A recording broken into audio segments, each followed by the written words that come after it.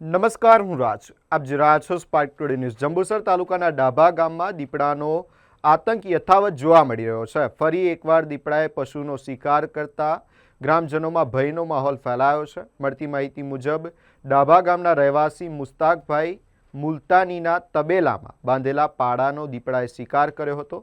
સ્થાનિકોના જણાવ્યા મુજબ અગાઉ પણ તોસીફભાઈના તબેલામાં બાંધેલા 4 થી 5 બકરાનો દીપડાએ શિકાર કર્યો હતો.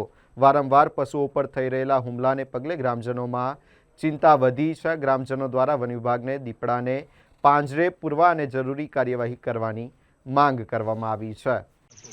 આજ રોજ હું ડાભા ગામથી મુસ્તફા રહેમાન મુલતાની બોલું છું.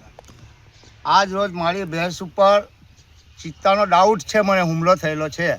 અગાઉ પેલા તોસીફભાઈની વાડીમાં એમના પછી 4-5 બકરા મારી નાખેલા છે.